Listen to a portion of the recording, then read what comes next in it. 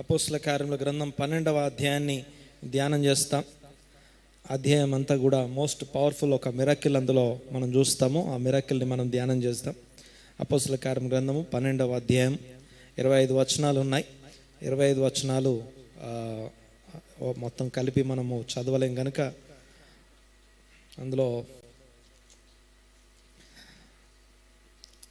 ఇందులో ఏముందో ఫాస్ట్గా చెప్తాను. మొదటి 3 వచనాలు చదవండి ఒకసారి. మొదటి 3 వచనాలు.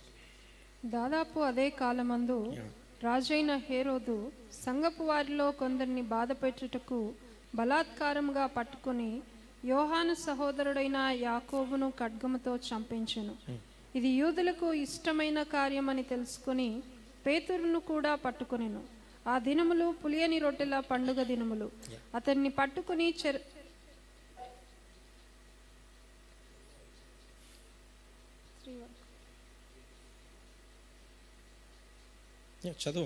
అతనిని పట్టుకుని చెరసాలలో వేయించి పస్కా పండుగైన పిమ్మట ప్రజల యొద్దకు అతన్ని తేవాలనని ఉద్దేశించి అతనికి కావలి ఉండుటకు 4 చతుష్టయముల సైనికులకు అతన్ని అప్పగించెను. సో ఈరోజు మనం ధ్యానించబోయే అంశం ఏంటంటే ఇందులో ఉన్నటువంటి ఈ 12వ అధ్యాయం అంతా కూడా మాట్లాడుకుంటాం. దీని పేరు వచ్చేసి, మన మెసేజ్ టైటిల్ వచ్చేసి ప్రేయర్ కస్టడీ. అనండి ఒకసారి, ఇంకొంచెం గట్టిగా అనండి అన్నమాట. అంటే ప్రార్థన చేత బంధించబడుట, prayer custody. Okay, police custody తెలుసు మనకి, సో మనకు అన్నీ తెలుసు కదా. ఇది ప్రేయర్ కస్టడీ. పేతురు అరెస్ట్ చేయబడ్డాడు, పేతురు కస్టడీలో ఉన్నాడు. పేతురు అరెస్ట్ చేయబడి కస్టడీలో ఉన్నాడు, బంధించబడి ఉన్నాడు. బంధించబడింది పేతురు అని మనకు తెలుసు. కానీ పేతురు ఎలా బంధించబడ్డాడో, బంధించబడిన వాడు లేకపోతే అరెస్ట్ అయిన వాడు, కస్టడీలో ఉన్నవాడు ఏం అనుభవిస్తాడో సేమ్ అనుభవాలు సంఘమంతా అనుభవిస్తుంది. సంఘమంతా లోపలికి పోయి డోర్ లాకేసుకొని ప్రార్థన చేయడం మొదలుపెట్టింది. నేను ఆ ప్రేయర్ కస్టడీ గురించి మాట్లాడుతున్నాను. సో ఈ ప్రేయర్ కస్టడీలో మనము మొత్తం 3 విషయాలు నేర్చుకుంటాం. ఈ అధ్యాయం అంతట్లో ఉన్నటువంటి 3 అంశాలు. Point number 1, the things. Prayer custody జరుగుతున్నప్పుడు ఎలాంటి పరిస్థితులు ఉన్నాయి, మొదటి విషయం. నెంబర్ 2, ఈ ప్రేయర్ కస్టడీ వల్ల ఏమేం జరిగాయి. మరొకసారి, ప్రేయర్ కస్టడీ జరిగినటువంటి ఆ సందర్భంలో ఈ 12వ అధ్యాయంలో సంఘము ప్రార్థన చేత బంధించబడింది అనేది నేను మాట్లాడుతున్నాను. మనందరికి కనపడే విషయం, పేతురు చెరసాల్లో ఉన్నాడని మనకి తెలుసు. కానీ మనం గ్రహించాల్సినటువంటి ఇంకో విషయం ఉంది, ప్రార్థనలో బంధించబడట గురించి నేను మాట్లాడుతున్నాను. ప్రార్థన బంధకం గురించి నేను మాట్లాడుతున్నాను. ఓకే, చూడండి ఒకసారి. ఆ ప్రేయర్ కస్టడీ జరిగేటప్పుడు 3 విషయాలు. పాయింట్ నెంబర్ 1 ఏంటంటే, ఆ ప్రేయర్ కస్టడీ జరిగేటప్పుడు ఏ పరిస్థితులు ఉన్నాయి. నెంబర్ 2, రెండవ విషయం ఏంటంటే, ఆ ప్రేయర్ కస్టడీ జరిగిన తర్వాత అనగా సంఘము ప్రార్థిస్తే ఏం జరిగింది. ఓకే, వాట్ హ్యాపెండ్, ఏమేం జరిగింది. నెక్స్ట్ నెంబర్ 3, ఇప్పుడున్న ఇక్కడ కూర్చొని మనం ధ్యానిస్తున్నటువంటి మనం ఏం నేర్చుకుంటాం, ఏ పరిస్థితులు ఉన్నాయి, ఏం జరిగింది, ఏం నేర్చుకుంటాం. సింప్లీ. ఓకే, మరొకసారి. మొదటిది ఏం చెప్పాను, ఎలాంటి పరిస్థితుల మధ్యలో ఈ ప్రేయర్ కస్టడీ ఉంటుంది. ప్రేయర్ కస్టడీ అంటే అర్థం ఏంటి, ప్రేయర్ కస్టడీ జరిగిన ఈ 12వ అధ్యాయం అప్పుడు పరిస్థితులు ఎలా ఉన్నాయి. రెండోది, ఆ ప్రేయర్ కస్టడీ తర్వాత జరిగినప్పుడు అనగా సంఘం అంతా ప్రార్థన చేస్తే ఏం జరిగింది. నెక్స్ట్ మూడోది, మనం ఏం నేర్చుకుంటాం. Things to learn from prayer custody, things present while prayer custody, things happened while prayer custody, things to learn from prayer custody. ఈ 3 మాటలు నేర్చుకుంటా. పాయింట్ నెంబర్ 1, మొదటి మాట, థింగ్స్ ప్రజెంట్. అప్పుడున్న పరిస్థితులు ఎలాంటివి, అప్పుడున్న పరిస్థితులు ఎలాంటివి. ఒక్కసారి నా పాయింట్ వినండి ఒకసారి. ఈ వాక్యంలోనికి మనల్ని మనం కనెక్ట్ చేసుకోవడానికి ప్రయత్నం చేద్దాం. ఈ సందర్భంలోనికి మనల్ని మనం కనెక్ట్ చేసుకోవడానికి మొదట ప్రయత్నం చేద్దాం. దీనికి నాకు ఉన్న కనెక్షన్ ఎలాంటిదో, ఎలా చూడాలో జ్ఞాపకం చేస్తాను. కస్టడీ అంటే బంధకము అని అర్థం, లిమిటేషన్స్ అని అర్థం. లిమిట్ చేయబడతాం అంటే మనకి లోకంతో కనెక్షన్స్ ఉండవు.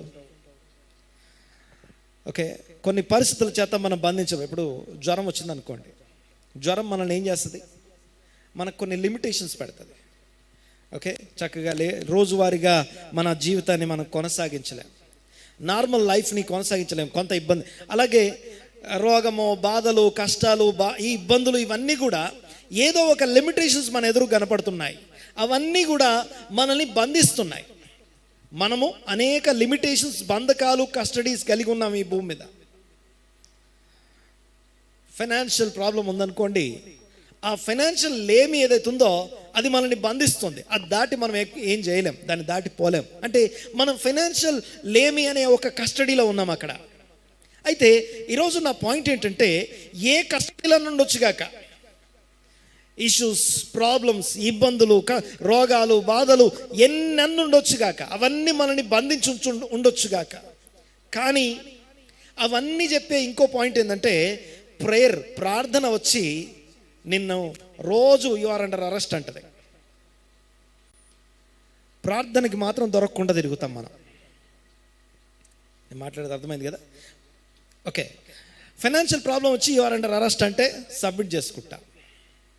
ఓకే, లేకపోతే ఇంకో ప్రాబ్లం వచ్చింది, ఏదో ఒక బంధకం చేత లిమిట్ చేయబడి ఉంటాం మనం, అనగా బంధించబడి ఉంటాం. సో ఆ బంధకాలు ఏవైతే ఉన్నాయో, ఆ బంధకాలు మనల్ని బంధించడం కంటే ముఖ్యంగా అవన్నీ మనకేం చెప్తున్నాయంటే, go and surrender yourself to the prayer. Hallelujah. ఒకసారి ఒక మనిషిని కింద పడేస్తే ఎక్కడ దాకా పడతాం, ఎక్కడ దాకా కిందికి పోతాం అంటే, మోకాళ్ళ మీద ఉండి ప్రార్థన చేయడం అనే లెవెల్ కంటే ఇంకా కింద ఇంకేది ఉండదు. హల్లెలూయా. నేను మాట్లాడితే అర్థమైందా? అంటే ఎన్ని సమస్యలు వచ్చినా, ఎన్ని బాధలు వచ్చినా, ఎన్ని ఇబ్బందులు వచ్చినా మోకాళ్ళ మీద ఉండి దేవా అని ప్రార్థన చేయడం. యోనాని కింద పడేశారు, యోనా సముద్రంలోకి పోయాడు, సముద్రం నుంచి కింద పడ్డాడు, కింద నుంచి చేప గర్భంలో, చేప అడుగులోకి వెళ్ళిపోయింది. ఎంత లోపలికి వెళ్ళిపోయినా అక్కడి నుండి యోనా ప్రార్థన చేశాడని రాసుంటారు. ఎంతవరకు కిందికి వెళ్ళినా మనకు ఒక ఆప్షన్ ఉంటుంది, ఒక చాయిస్ ఉంది. యాక్చువల్గా మనల్ని బంధించేది చేప కడుపు కాదు, సముద్రం కాదు, లేకపోతే పరిస్థితులు కాదు, ఇవేవి కాదు. ప్రార్థన మనల్ని బంధించాలని చూస్తుంది. మన ప్రార్థన కోసం పరలోకం ఎదురు చూస్తుంది. We are the agents of the kingdom of heaven. పరలోకపు రాజ్యానికి సంబంధించిన ఏజెంట్స్గా, అంబాసిడర్స్గా ఈ భూమి మీద మనం బ్రతుకుతున్నాం. ఆమేన్. సో పరిస్థితి ఏదన్నది కాదు, కానీ ప్రేయర్ కస్టడీ మనల్ని కోరుకుంటుంది. అందుకే ఇక్కడ మనం చూసినప్పుడు 12వ అధ్యాయంలో హేరోదు రాజట యాకోబును తల నరికించాడు. తల నరికించడం అనేది రోమీలకు సంబంధించిన శిక్షాస్మృతి. అయితే అందులోకి వెళ్ళి అవన్నిటి గురించి నేను మాట్లాడాలని అనుకోవట్లేదు. కానీ ఈ అపోస్తల కార్యముల గ్రంథ ధ్యానంలో హిస్టారికల్గా, థియాలజికల్గా, ఫిలాసఫికల్గా ఈ ధ్యానం కొనసాగించాలని ఇష్టపడట్లేదు. కానీ ఆత్మ సంబంధమైన ప్రతి విశ్వాసికి అవసరమైన ఏ వారానికి సంబంధించిన ఆ వారపు బోధ, ఉపదేశం కోసం మనం కూర్చున్నాం ఇక్కడ. ఆమెనానండి, బాగా వినండి ఒకసారి మాట. లాస్ట్ వీక్ మెసేజ్ ఏంటి అని అడిగితే ఏం చెప్తారు? టైటిల్ తర్వాత అందులో ఏం నేర్చుకున్నామంటే ఏం చెప్తారు? ఏం నేర్చుకున్నామంటే ఏం చెప్తారు? ఇప్పుడు ఇందాక ఈరోజు ఏం నేర్చుకుంటామని చెప్పాను, 3 నేర్చుకుంటామని చెప్పానా? ఆ 3 ఎందుకు అట్లా సింప్లిఫై చేసిందంటే టకటక నోట్ చెప్పడానికి. ఒకటి, సరే, లాస్ట్ వీక్ ఏం నేర్చుకున్నామంటే ఏం చెప్తారు? అనాటమీ ఆఫ్ అన్నారు, బాగుంది, ఓకే, రైట్, బాగుంది. దాని తర్వాత ఏం నేర్చుకున్నామంటే ఏం చెప్తాం? నా పాయింట్ వినండి ఒకసారి. నాకు మెసేజే గుర్తులేనప్పుడు, ఆ మెసేజ్లో ఏముందో నాకు సింప్లిఫికేషన్ తెలియనప్పుడు, ఇక ఇన్స్ట్రక్షన్ ఏం ఫాలో అవుతా నేను మాట్లాడేది అర్థమైంది కదా? వాక్యము మనం ఊరికే వినటానికి, టైంపాస్ చేయడానికి రాలేదు ఇక్కడికి. దేవుని వాక్యము విని, వాక్యము నన్ను పరిశోధించడానికి వస్తుంది, నన్ను సరిచేయడానికి వస్తుంది. శ్రేష్టమైన నన్ను సరిచేసే వాక్యం నా లోపలికి వెళ్లకుండా, చాలాసార్లు భక్తి ఎలా ఉంటుందంటే అవతల కోసం భక్తి ఉంటుంది, మన కోసం మనం భక్తి చేయాల్సింది. వ్యక్తిగతంగా ఫస్ట్ భక్తి చేయాల్సింది, మొదట భక్తి చేయాల్సింది ఎక్కడ? ఎవరి కోసం? నా కోసం నేను భక్తి చేయాలి, తర్వాత వేరే వాళ్ళ గురించి ఆలోచిద్దాం. సో నా పాయింట్ వినండి ఒకసారి.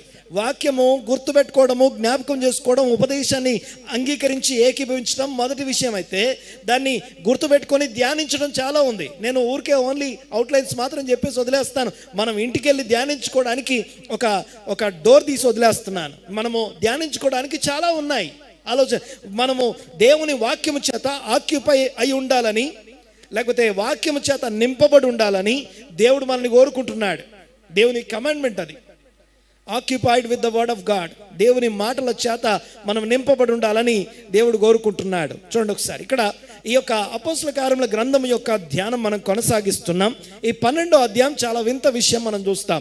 అందులో మొట్టమొదటిసారి యాకోబు తల నరికించబడ్డాడు. యాకోబు ఎవరు అంటే ఆ యొక్క మొదటి అపోస్తలులు అనబడుతున్న 12 మందిలో మొదట చనిపోయినటువంటి వ్యక్తి అపోస్తలుడు తను. ఆ యొక్క తల నరికించినప్పుడు హేరోదు, ఓకే, అప్పుడున్న కండిషన్ మొదటి మాట జ్ఞాపకం చేసుకుందాం. సిచ్యువేషన్స్, అప్పుడున్న పరిస్థితులు ఎలాంటివి. పాయింట్ నెంబర్ 1 ఏంటంటే, అప్పుడు పరిపాలిస్తున్నటువంటి చక్రవర్తి పేరు రాస్తుంది. ఓకే, పై వచనంలోనే మనం చదువుకుంటాం. ఇది 11వ అధ్యాయం 27వ వచనంలోనే 28వ వచనంలో, వారిలో అగబాను ఒకడు నిలబడి భూలోకమందంతటా గొప్ప కరువు రాబోచున్నదని ఆత్మ ద్వారా సూచించను. అది క్లౌదియా చక్రవర్తి కాలమందు సంభవించను. ఓకే, బాగా వినండి ఒకసారి. అప్పుడు పరిపాలిస్తున్న చక్రవర్తి పేరు క్లాడియస్. ఓకే, ఆయన పేరు ఫుల్ నేమ్ ఏ పేరు అంటే టైబీరియస్ క్లాడియస్ సీజర్ అగస్టస్ జర్మేనికస్. ఇది ఆయన ఫుల్ నేమ్. ఈయన నీరో చక్రవర్తి యొక్క తండ్రిన. అత్యంత ఘోరమైన భయంకరమైన నియంత్రణలో ఒకడు నీరో చక్రవర్తి. ఆ నీరో చక్రవర్తి యొక్క డాడీ. ఓకే, ఈ వ్యక్తి కాలంలో జరిగింది. తర్వాత ఈయన ఆల్మోస్ట్ ప్రపంచాన్ని పరిపాలిస్తున్నటువంటి రోమా అధిపతి అయితే, ఆయన కాలములో యూదా ప్రాంతాన్ని, యూదా దేశాన్ని పరిపాలిస్తున్నటువంటిది రాజు పేరు హేరోదు రాజు. ఎవరు? హేరోదు రాజు. ఈ హేరోదు గురించి కూడా మనం చాలా నేర్చుకోవాల్సినవి చాలా ఉన్నాయి. అయితే విషయం ఏంటంటే, ఆ హేరోదు ఏం చేశాడంటే, ఈ యొక్క మెసియానిక్ లేకపోతే యేసే క్రీస్తు అని నమ్ముతున్నటువంటి వారిలో లీడర్గా అపోస్తలుగా ఉన్నటువంటి యాకోబు యొక్క తల నరికించాడు. ఆ తల నరికినప్పుడు సంఘము ప్రార్థన చేయలేదట. చూడండి ఒకసారి, తల నరికించినప్పుడు అది ఆపడానికి పరలోకం రెడీగా లేదా? దేవుని శక్తి లేదా? దేవుని అధికారం లేదా? బాగా వినండి ఒకసారి. దేవుని అధికారం, దేవుని శక్తి రెడీగా ఉంది. కానీ సంఘము ప్రార్థనకి తనని తాను అప్పగించుకోలేదు గనక యాకోబు తల నరికించబడింది. అయితే ఎప్పుడైతే యాకోబు తల నరికిన తర్వాత ఇది యూదులకు ఇష్టం అనిపించిందట. ఇప్పుడు పేతురుని తీసుకొచ్చి చెరసాల్లో వేశాడు. ఈ చెరసాల్లో ఉన్నటువంటి పేతురు పస్కా పండుగ కాలం అది. ఏ కాలం? ఓకే, అప్పుడు ఉన్నటువంటి థింగ్స్ని చూస్తున్నాం. నంబర్ 1, ఆ యొక్క క్లౌదియా చక్రవర్తి కాలంలో యూదయాని హేరోదు పరిపాలిస్తున్నాడు. హేరోదు అనండి ఒకసారి. ఓకే, ఈ హేరోదు అనేవాడు ఎలాంటి వాడు? ఈయన పరిస్థితి ఏంటంటే, ప్రేయర్ కస్టడీ ఉన్న టైంలో పరిస్థితి ఏంటో చూస్తున్నాం. హేరోదుకి మనకి సంబంధం ఏంటి? అప్పుడున్న ప్రజలకి రాజులకి ఏమైనా సంబంధం ఉందా? బాగా వినండి ఒకసారి. మన ప్రార్థన, అందుకే మొదటి తిమోతి పత్రిక 2వ అధ్యాయం మొదటి నుంచి చదివితే, నువ్వు నేను సుఖముగా బ్రతకడం కోసం, నువ్వు నేను సుఖంగా నెమ్మదిగా బ్రతకాలంటే ఏం చేయాలట? పాయింట్ నెంబర్ 1, ఇప్పుడు పరిపాలిస్తున్నటువంటి నాయకుల కోసం ప్రార్థన చేయమని రాస్తుంది. ఎవరి కోసం ప్రార్థన చేయాలి? ఎందుకు ప్రార్థన చేయాలి? నువ్వు ప్రేయర్కి నువ్వు సరెండర్ చేసుకుంటే ప్రస్తుతం పరిపాలిస్తున్నటువంటి నాయకుడు ఎవడైతున్నాడో మనము రోజు మండే ప్రార్థన చేస్తాం. దేనికోసం ప్రార్థన చేస్తాం? ఏలికల కొరకు ప్రార్థన. పాయింట్ నెంబర్ 1, ఎవరి కోసం ప్రార్థన చేస్తాం? చట్టాలు తయారు చేసే వాళ్ళ కోసం ప్రార్థన చేస్తాం. పాయింట్ నెంబర్ 2, చట్టాలని అమలుపరిచే ప్రభుత్వ అధికారుల కోసం ప్రార్థన చేస్తాం. పాయింట్ నెంబర్ 3, వాటిని సరిగా అమలుపరిచే విషయంలో న్యాయ వ్యవస్థ కోసం ప్రార్థన చేస్తాం. పాయింట్ నెంబర్ 4, ఆ యొక్క మీడియా కోసం ప్రార్థన చేస్తాం. ఒక రోజు మొత్తం రాజుల కోసం, అధికారుల కోసం, మీడియా కొరకు, న్యాయ వ్యవస్థ కొరకు ప్రార్థించడానికి సంఘముగా కేటాయించుకున్నాం. ఎంతవరకు మనల్ని మనం కస్టడీకి అప్పగించుకొని ప్రార్థిస్తున్నాం. అనగా బంధించబడినట్టుగా వెళ్ళి ప్రేయర్ వచ్చి నీ దగ్గరకు వచ్చి యు ఆర్ అండర్ అరెస్ట్ అన్నప్పుడు నన్ను నేను సరెండర్ చేసుకొని నేను ఈరోజు ప్రార్థన చేస్తాను అని చెప్పాలి. అయితే అలా చెప్పకుండా తప్పించుకొని తిరుగుతాం. బాగా వినండి ఒకసారి. అయితే హేరోదు పరిస్థితి ఏంటంటే, హేరోదు పైన చక్రవర్తి ఉన్నాడు, హేరోదు కింద అక్కడ లోకల్ ఏమంటాం ప్రాంతీయ తత్వం ఉంటుంది చూసారా. ఓకే, యూదయ ప్రజలకి ఇష్టమైనది చేయాలి. ఇప్పుడు హేరోదు పరిస్థితి ఏంటంటే, కింద ఉన్నటువంటి ప్రజల్ని ఇంప్రెస్ చేయాలి, పైన ఉన్నటువంటి చక్రవర్తిని ఇంప్రెస్ చేయాలి. నేను మాట్లాడితే అర్థమవుతుంది కదా. ఓకే, క్లౌదియా చక్రవర్తి అంటే నీరో చక్రవర్తి వాళ్ళ డాడీ కాలంలో ఈ హేరోదు పరిస్థితి ఏంటంటే, ఒకటి చక్రవర్తిని ఇంప్రెస్ చేయాలి, చక్రవర్తిని ప్రసన్నం చేసుకోవాలి, కింద ఉన్నటువంటి తను పరిపాలిస్తున్న ప్రజల్ని వాళ్ళకి ఇష్టమైనది కూడా చేయాలి. అందుకే అప్పుడు ఉన్నటువంటి యూదుల యొక్క ఇష్టమైనటువంటి ఈ తెగవారిని ఒకరిని చంపడం ఉంది చూసారా. ఓకే, నేను మాట్లాడితే అర్థమవుతుంది కదా. ఆ ఒక్క పాయింట్ గురించి మాట్లాడడానికి మనకి రోజులు పడుతుంది. ఏది, అవతలో మనతో లేని వాళ్ళు నాశనం అయిపోవడం ఉంది చూసారా. అలాంటిది ఆలోచిస్తున్నామంటే మనము సరైన క్రీస్తుతో హత్తుకోలేమని అర్థం. ఓకే, సంఘమేమో అందరి క్షేమం కోసం ప్రార్థన చేస్తుంది, కానీ సంఘానికి వెలుపల ఉన్న వారేమో అందరు నాశనం కావాలని ప్రార్థన చేస్తారు. నాశనం కావాలని కోరుకుంటుంటారు. విషయం ఏంటంటే బాగా వినండి ఒకసారి. అంటే పేతురు చెరసాల్లో వేయబడ్డానికి కారణం ఏంటి? ఒకటి, క్లౌదియా చక్రవర్తి కాలము. రెండు, హేరోదు ఇంప్రెస్ చేయాలి, ప్రజల్ని ఇంప్రెస్ చేయాలి, రాజుని ఇంప్రెస్ చేయాలి. ఇది కాకుండా న్యాచురల్ డిజాస్టర్ ఒకటి ఉంది. ఏంటిది? అప్పుడు పరిస్థితి ఏంటట? కరువు వచ్చింది. పరిస్థితి ఏంటి? కరువు ఉంది. ఒకసారి ఆలోచించండి. ఇవన్నీ పేతురు అరెస్ట్ వెనకాల ఉన్నటువంటి కారణాలు. ఇవన్నీ ఒక పక్క ఆ చక్రవర్తి, తర్వాత ఆయన్ని ఇంప్రెస్ చేస్తున్న రాజు, కింద ఉన్నటువంటి ప్రజలకి సంతోషకరమైన విషయము, తర్వాత వీటన్నిటి కారణాలను బట్టి పేతురు అరెస్ట్ అయి కూర్చున్నాడు. పేతురుని అరెస్ట్ చేశారు. అంతేకాకుండా రిలీజియస్ ఒక రిచువల్, ఒక టైం, అది ఏంటది? పస్కా పండుగ, పులియని రొట్టెల పండుగ. అనండి ఒకసారి, కొంచెం గట్టిగానంట మాట. పులియని రొట్టెల పండుగ అంటే మన భాషలో చెప్పాలంటే దిద్దుబాటు దినాలు అని అర్థం. అనండి ఒకసారి. సెల్ఫ్ కరెక్ట్ చేసుకునే రోజులు అవి. ఎన్ని రోజులు చేస్తారు? అది ఎన్ని రోజులు చేస్తారు? ఆ దిద్దుబాటు దినాలు ఎన్ని రోజులు ఉంటాయి? 50 రోజులు ఉంటాయి. అంటే పస్కా పండుగ నుండి పెంతెకోస్తు పండుగ దాకా 50 రోజులు మనల్ని మనం దిద్దుబాటు, సెల్ఫ్ కరెక్షన్ అంటాం, సరి చేసుకునే రోజుల్లో సంఘం ఉంది. అయితే పస్కా పండుగ, పులియని రొట్టెల పండుగ 7 రోజులు ఉంటుంది. 7 రోజుల తర్వాత ఈ పేతుర్ని కూడా అందరి ముందు చంపేద్దామని నిర్ణయించుకున్నారు. ఇది ప్లాన్. ఇది లోకం నిర్ణయించుకుంది, ఈ లోక రాజ్యం నిర్ణయించుకుంది, ప్రస్తుత పరిస్థితులు అలా సపోర్ట్ చేస్తున్నాయి. ఇవన్నీ ఇలా ఉన్నప్పుడు సంఘము అరెస్ట్ అవ్వాలి. సంఘం అంతా అరెస్ట్ అవ్వాలి. దేనికి? ప్రార్థనకి. నాకు అదైతే లేదు పాస్టర్ గారు, ఇదైతే లేదు పాస్టర్ గారు, ఇది ఇలా ఉంది పాస్టర్ గారు, అలా ఉంది పాస్టర్ గారు. అవన్నీ నీకోటి చెప్తున్నాయి.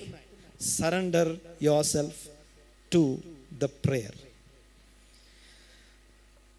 కింగ్డమ్ ఆఫ్ హెవెన్, పరలోక రాజ్యానికి నిన్ను నువ్వు సబ్మిట్ చేసుకోవడం కోసం, కనెక్ట్ చేసుకోవడం కొరకు అవన్నీ నీకు సరెండర్ అవ్వు అని చెప్తున్నాయి. కొంచెం గట్టిగా ఆమెను అనండి ఒకసారి.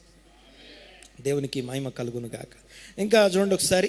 ఇక అలాంటి టైంలో ఆ జూయిష్ పాస్ ఓవర్ అనగా ఆ యొక్క పస్కా పండుగ కాలంలో తర్వాత ఇప్పుడు పేతుర్ని అరెస్ట్ చేశారు. అరెస్ట్ చేసిన తర్వాత పేతురు పరిస్థితి ఎలా ఉందంటే, ఎలా అరెస్ట్ చేయబడ్డాడంటే 2 చైన్స్ చేత బంధించబడ్డాడు. ఎన్ని చైన్స్? 2 చైన్స్ అనగా బరువైన ఇనుప సంకెళ్ళ చేత తాను బంధించబడున్నాడు. కాళ్ళు చేతులు బంధించబడున్నాడు. బాగా వినండి ఒకసారి.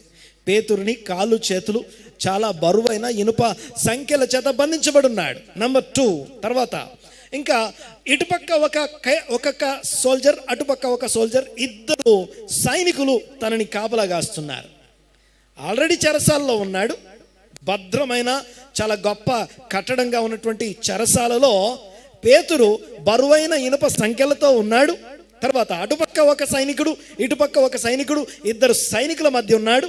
నెక్స్ట్ 16 మంది, చతుష్టయం అంటాం, అనగా 16 మంది సైనికుల బెటాలియన్ ఆయనని కాపలా కాస్తుంది. ఓకే, 16 మంది సైనికులు డ్యూటీ చేస్తున్నారు. ఎందుకు? పేతురు యొక్క బంధకాన్ని, పేతురు పారిపోకుండా చూడడం కోసం. ఇంత అవసరం అంటారా? ఆల్రెడీ చైన్లు ఉన్నాయి కదా, ఆల్రెడీ లోపలేసి లాకేసారు కదా, ఇటొకరు అటొకరు ఉండాలా లోపల? బయట 16 మంది డ్యూటీ చేయాలా? ఒకడి కోసం చెయ్యాలి. ఎందుకు తెలుసా? సేమ్ ఇదే విషయం కొన్ని రోజుల ముందుకెళ్తే యేసు ప్రభు యొక్క బాడీ సమాధిలో పెట్టారు. దానికి భద్రంగా పెద్ద బండరాయి పెట్టారు. దాని మీద సీల్ వేశారు. ఏమైందో తెలియదు, బండరాయి సీలు పోయింది, బండ పక్కకు తొలగింది, లోపల బాడీ మాయమైంది. సో ఇప్పుడు ఏం చేయాలి? ఇది కాక ఇంకో విషయం కూడా ఉంది. ఇది చదవండి ఒకసారి. 5వ అధ్యాయం అపోస్తల కార్యముల గ్రంథం 5వ అధ్యాయం చూడండి ఒకసారి. అపోస్తల కార్యముల గ్రంథము 5వ అధ్యాయము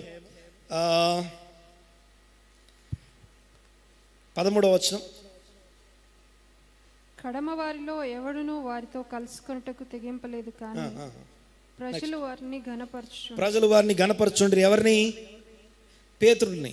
పేతురు తర్వాత అపోస్తలుడని గణపరుస్తున్నారు. తర్వాత ఎందుకంటే అప్పుడే పేతురు కాళ్ళ దగ్గర పడి అననీయ సప్పీరాలు మరణించారు. అననీయ సప్పీరా అనే వాళ్ళు పేతురు కాళ్ళ దగ్గర పడి మరణించారు. మరణించిన తర్వాత ఏం రాస్తుందో చూడండి ఒకసారి. తర్వాత కడమ వారిలో ఎవరును వారితో కలుసుకొనుటకు తెగింపలేదు కానీ ప్రజలు వారిని గణపరచుండిరి. పురుషులను స్త్రీలను అనేకులు వచ్చి మరి ఎక్కువగా విశ్వాసులై ప్రభు పక్షమున చేర్చబడ్డారు. మరి ఎక్కువగా వచ్చారట. చాలా ఘనత వహించిన వారు.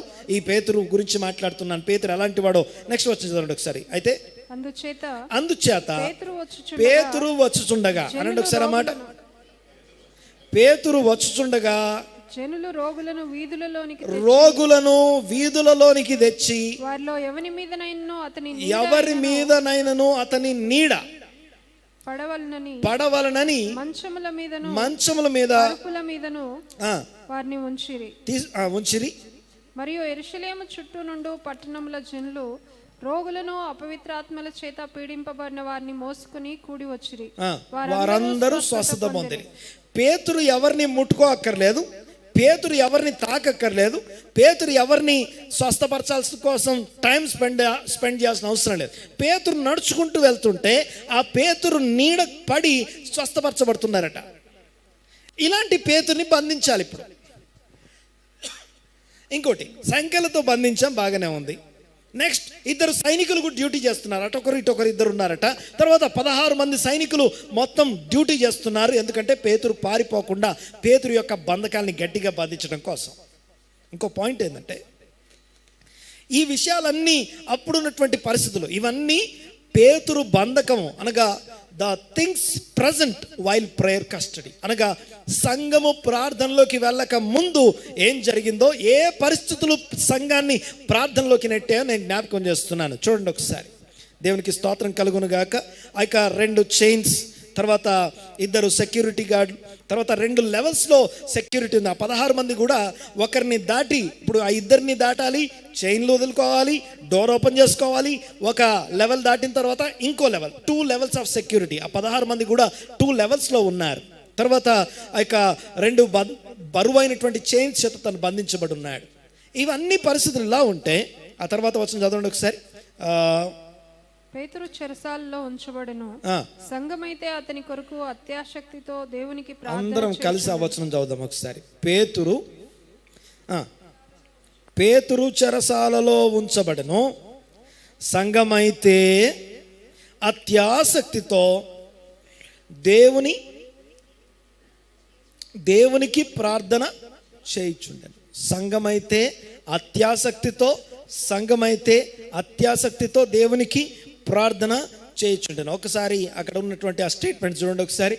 ఒకటే సెంటెన్స్ని ఎన్ని రకాలుగా ట్రాన్స్లేట్ చేశారో చదువుతాం చూడండి ఒకసారి. మొదటిది, సంఘమైతే అతని కొరకు అత్యాశక్తితో దేవునికి ప్రార్థన చేయుచుండెను. But the church was earnestly praying to God for him. తన కొరకు ఎర్నెస్ట్లీ అనే పదం చూస్తాం. తర్వాత ఇంకో బైబిల్లో వితౌట్ సీజింగ్ అనే మాట చూస్తాం. ఒక దగ్గర అత్యాసక్తి, ఎర్నెస్ట్లీ, వితౌట్ సీజింగ్. ఇంకో బైబిల్లో పర్సిస్టెంట్లీ అనే మాట. ఇంకొక దగ్గర నెవర్ స్టాప్డ్, ఆగకుండా ప్రార్థన చేస్తున్నారట. నెక్స్ట్ ఇంకో బైబిల్లో చూస్తే బట్ కాన్స్టెంట్ ప్రేయర్స్. అంటే ఇవన్నీ ఒక దగ్గర రాసి చూడండి. అన్నీ చూడడానికి ఒకలా కనపడతాయి కానీ బట్ ప్రతిదీ వేరే వేరే విషయం తెలియజేస్తుంది.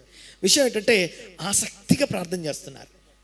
ఎవరి కోసం, దేనికోసం చేస్తున్నారు? ప్రేయర్ పాయింట్ ఉందా ఇక్కడ? ఏంటి ప్రేయర్ పాయింట్? ఏంటి ఇప్పుడు? పేతురు విడుదల అనండి ఒకసారి. పేతురు విడుదల కొరకు ప్రార్థన చేయడానికి సంఘం అంతా ఏకీభవించింది. అది దిద్దుబాటు దిన కాలములో తమను తాము సరి చేసుకునే కాలము. ఆ సమయంలో తమను తాము సరి చేసుకుంటూ దేవుని సన్నిధిలో ప్రార్థన చేస్తూ అడుగుతున్నారు. ఇదిగో ఓకే, మా పేతురు విడుదల కోసం ప్రార్థన చేస్తున్నారు. అత్యాసక్తితో ప్రార్థన. ఊరికనే ప్రేయర్ చేసి వదిలేయట్లేదు, అత్యాసక్తితో అనండి ఒకసారి అన్నమాట. కొంచెం గట్టిగా అనండి ఒకసారి అన్నమాట. అత్యాసక్తితో ప్రార్థన చేస్తున్నారు. ఏదో ఊరికే ఇంకోటి కన్సిస్టెంట్గా ప్రార్థన చేస్తున్నారు, కాన్స్టెంట్గా ప్రార్థన చేస్తున్నారు, నెవర్ సీజింగ్, ఆగకుండా ప్రార్థన చేస్తున్నారు, ఏ ఆటంకం లేకుండా ప్రార్థన చేస్తున్నారు. మనకి ప్రార్థన చేయడానికి చాలా ఆటంకాలు ఉంటాయి, చాలా బంధకాలు ఉంటాయి, అవన్నీ దాటి ప్రార్థన చేస్తున్నారు.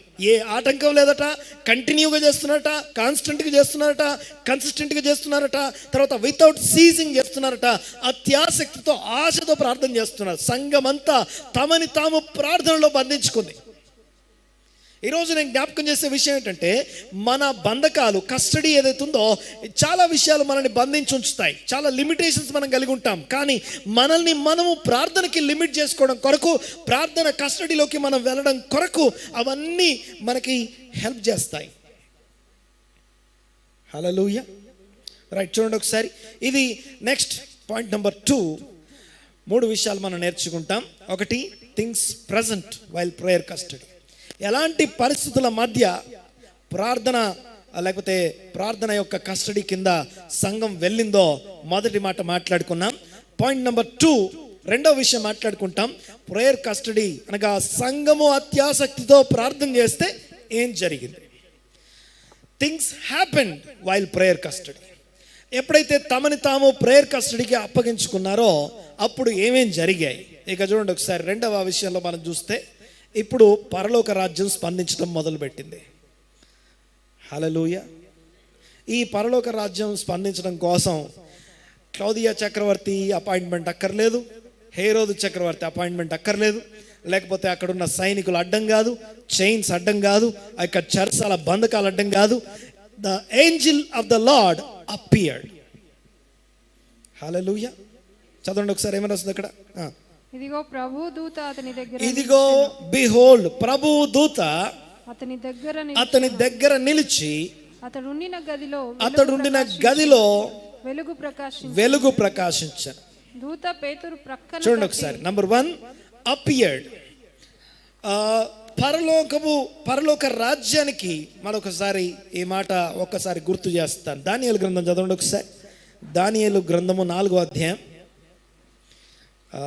దానియేలు గ్రంథము 4వ అధ్యాయం. సమస్త ప్రపంచాన్ని, అప్పుడున్నటువంటి ప్రపంచాన్ని పరిపాలిస్తున్నటువంటి రాజు నెబుకద్నెజర్ రాజుకి ఒక కళ, ఒక దర్శనం చూశాడు. ఆ దర్శనంలో ఒక విషయం నేర్చుకున్నాడు. నేర్చుకోవడమే కాదు, అనుభవించాడు. చూడండి ఒకసారి ఆ మాట. 4వ అధ్యాయము 17వ వచనం చూడండి ఒకసారి. ఈ ఆజ్ఞ జాగరూకులకు దేవదూతల ప్రకటన అనుసరించి జరుగును, నిర్ణయమైన పరిశుద్ధుల ప్రకటన అనుసరించి సంభవించు. మహోన్నతుడగు దేవుడు మానవుల రాజ్యముల పైన అధికారి అయి ఉండి తానెవరికి అనుగ్రహింప నిశ్చయించునో వారికి అనుగ్రహించుననియు, ఆయా రాజ్యముల పైన అత్యల్ప మనుషులను ఆయన నియమించుచున్నాడనియు మనుషులందరూ తెలుసుకున్నట్లు ఇలాగూ జరుగును. పరలోక రాజ్యము is more powerful, more authoritative and more, అత్యంత శక్తివంతమైన పరలోక రాజ్యము క్రింద మానవుల రాజ్యము పరలోక రాజ్యము. అనండి ఒకసారి. మానవుల రాజ్యముల అన్నిటి పైన, ఈ భూమి మీద ఎన్ని దేశాలు ఉన్నాయో, ఎన్ని కింగ్డమ్స్ ఉన్నాయో, అన్ని రాజ్యాల కంటే పైన అధికారి, శిరస్సై ఉన్నాడట. అందుకే ఇంకొక మాట రాసి ఉంటుంది మనకి. ఏంటి ఆ మాట అంటే, ఒక మాట, ఈ భూమి మీద ఉన్నటువంటి రాజుల యొక్క హృదయాలు ఆయన చేతిలోని నీటి కాలువల్లాగా ఉంటాయట. ఈ చేతిలో ఒక వాటర్ డ్రాప్ వేసి ఇలా అంటే ఇటు పోతుంది, అలా అంటే అటు పోతుంది కదా. అలాగా మానవుల రాజ్యముల మీద ఉన్నటువంటి రాజుల హృదయాలు దేవుని చేతిలోని ఒక నీటి కాలువల్లాగా ఉన్నాయట. ఆయన తన ఇష్టం వచ్చినట్టు వాళ్ళ హృదయాల్ని నడిపిస్తున్నాడట. తర్వాత చూడండి ఒకసారి, మరొకసారి ఆ వచనం జ్ఞాపకం చేస్తాను. మహోన్నతుడగు దేవుడు మానవుల రాజ్యము పైన అధికారి అయి ఉన్నాడు. 2, తాను ఎవరికి అనుగ్రహింప నిశ్చయించునో వారికి అధికారం ఇస్తున్నాడు. అంటే ఏ రాజ్యం మీద ఎవరు ఉండాలి, ఓ వార్డుకి మెంబర్ ఎవరై ఉండాలి, తర్వాత ఒక కార్పొరేటర్ ఎవరు ఉండాలి, తర్వాత ఒక ఎమ్మెల్యే, ఒక ఎంపీ, లేకపోతే ఒక సీఎం, ఒక పిఎం, ఎవరు ఏ రాజ్యం మీద అధికారై ఉండాలో మనం ఎన్నిక చేసుకున్నందుకు వాళ్ళు రాలేదు. మానవుల రాజ్యముల పైన దేవుడు అధికారి అయి ఉన్నాడు. తాను ఎవరికి నిర్ణయించునో వారికి ఇస్తాడు. హల్లెలూయా. అర్థమవుతుంది నేను మాట్లాడేది. మానవుల రాజ్యముల మీద మహోన్నతుడు అధికారి అయి ఉన్నాడు. అలాగే ఇప్పుడు హేరోదు రాజు అయి ఉండొచ్చు, మనుషుల్ని అక్కడున్న ప్రజల్ని పైన ఉన్నటువంటి చక్రవర్తిని ఇంప్రెస్ చేసే ఆ యొక్క బంధకంలో హేరోదు ఉండొచ్చు. తర్వాత అప్పుడున్న లోకమంతా కరువు చేత బంధించబడి ఉండొచ్చు. క్లౌదియా చక్రవర్తి అప్పుడున్నటువంటి ప్రపంచాన్ని ఏలుతుండొచ్చు. ఏదేమైనా సరే పరలోక రాజ్యము స్పందిస్తుంది. కారణం ఏంటంటే ఆ పరలోక రాజ్య సంబంధమైనటువంటి ప్రార్థన సంఘము తనని తాను సబ్మిట్ చేసుకొని అత్యాసక్తితో ప్రార్థన చేయడం మొదలుపెట్టింది గనుక పరలోకం రెస్పాండ్ అయింది. మరి ఇదే పరలోకము ఆ యొక్క యాకోబును చంపేటప్పుడు ఆ యొక్క తల నరికేటప్పుడు ఎందుకు స్పందించలేదు అంటే బికాస్ ఎవరు ప్రార్థన చేయలేరు, అప్పుడు ఎవరు అత్యాసక్తి లేదు, అప్పుడు ఎవరు సీరియస్నెస్ లేదు వాళ్ళకి. దేవునికి స్తోత్రం. సమస్యలు పెరుగుతున్నాయి అంటే ప్రార్థన ఎక్కువ చేయమని అర్థం. ప్రార్థనలో స్పెండ్ చేయడం, ప్రేయర్ కస్టడీ గురించి నేను ఈరోజు జ్ఞాపకం చేస్తున్నాను. హల్లెలూయా. మనల్ని మనం ప్రార్థన సమయానికి అప్పగించుకోవాలి, ప్రార్థన సమయానికి అప్పగించుకోవాలి, సబ్మిట్ చేసుకోవాలి. సో ఎందుకు చూడండి ఒకసారి, మానవుల రాజ్యములో తర్వాత రాజ్యముల మీద అధికారి అన్న దేవుణ్ణి చూస్తాం.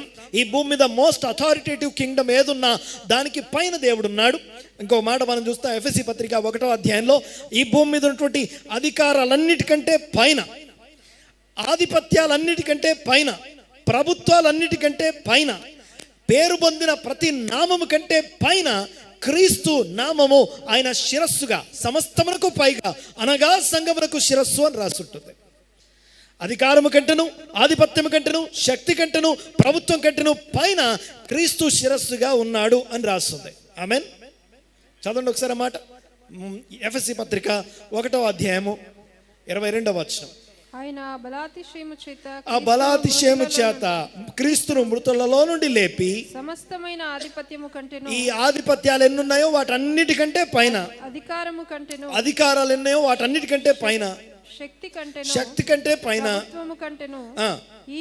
ప్రభుత్వాల కంటే ఈ యుగమందు పేరు పొందిన ప్రతి నామము, లేకపోతే రాబో యుగాల్లో పేరు పొందబోయే ప్రతి నామం కంటే ఎంతో హెచ్చుగా పరలోకమునందు ఆయనను తన కుడి పార్శ్వమున కూర్చుండబెట్టి ఉన్నాడు. క్రీస్తునకు సర్వాధికారం ఇవ్వబడింది అని మనం బైబిల్లో చదువుకుంటున్నాం. ఆమేన్. కానీ జీవించేటప్పుడు సర్వాధికారం అంతా లోకంలోనే ఉన్నట్టు చూస్తా.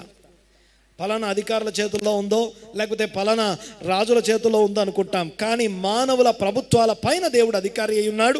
అట్ ద సేమ్ టైం అధికారాల కంటే, ఆధిపత్యాల కంటే, శక్తుల కంటే, ప్రభుత్వాల కంటే పైన క్రీస్తు శిరస్సు అయి ఉన్నాడు. ఆ తర్వాత ఇంకొక మాట కూడా జ్ఞాపకం చేస్తాను. ఈయన ఎంతవరకు ఆపరేట్ చేయగలడు అంటే, ఒక చెరసాల్లోకి వెళ్ళి నిలబడడానికి, తన దూతను పంపించడానికి ఆయనకి ఏ పర్మిషన్స్ అక్కర్లేదు. ఏ పర్మిషన్స్ లేకపోతే ఆయన్ని ఎవరు ఆపలేరు. ఏ బంధకాలు ఆయనకు అడ్డం కాదు. ఆమె అనండి గట్టిగా. అంతేకాదు, నీ శరీరంలో ఉన్నటువంటి ప్రతి చిన్న అణువు కణములో ఏం జరుగుతుందో కూడా ఆయనకి స్పష్టంగా, ఆయన దృష్టికి కనపడని సృష్టము ఏదీ లేదట.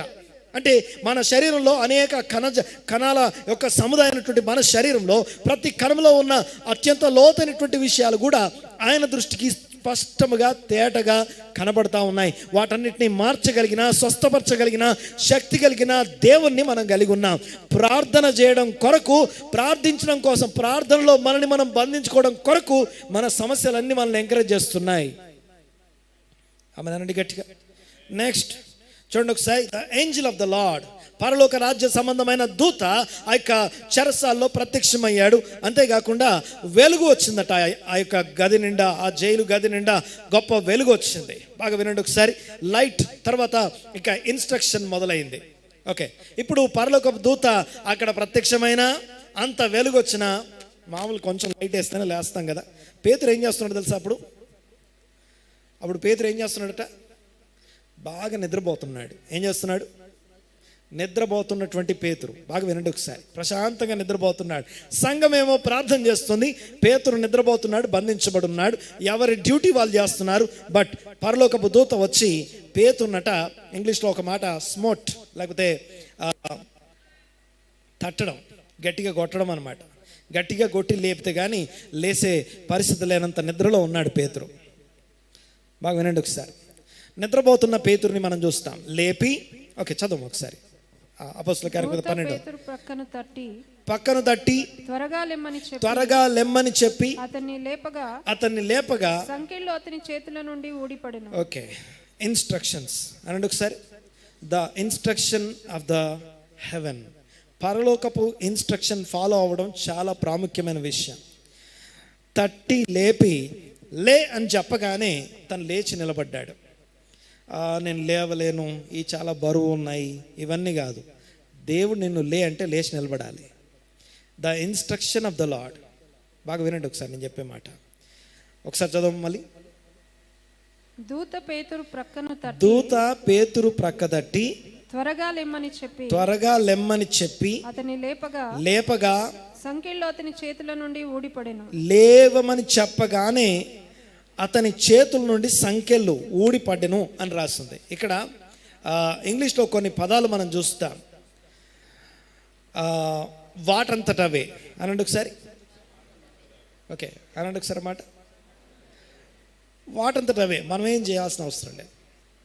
ఓకే, సంఖ్యలని పగలగొట్టడం కోసం, సంఖ్యల్ని తీయడం కోసం మనం ఏం చేయక్కర్లేదు. లేచి నిలబడి ఇన్స్ట్రక్షన్కి ఎప్పుడైతే లోబడతావో, లేచి నిలబడడం మొదలు పెట్టడగానే సంఖ్యలు అవే, బంధకాలు అవే ఊడిపోతాయి. ఎప్పుడైతే సంఘము ప్రేయర్ కస్టడీలో ఉంటుందో ఆ యొక్క బంధకాలు అవే ఊడిపోతాయి. బాగా వినండి ఒకసారి. తర్వాత కంటిన్యూ చేయము ఒకసారి. వాటంతట అవే ఊడిపడ్డాయి. ఎవరేం అనలేదు, ఎవరు ముట్టుకోలేదు, ఎవరు దాన్ని తెంచడం కోసం ప్రయత్నం ఏం ఊడి పడిపోయాయి అంతే. నెక్స్ట్, అప్పుడు దూత అతనితో, నీవు నడుము కట్టుకొని చెప్పులు తొడుక్కో. అతడు అలాగు చేసిన అనండి ఒకసారి అన్నమాట.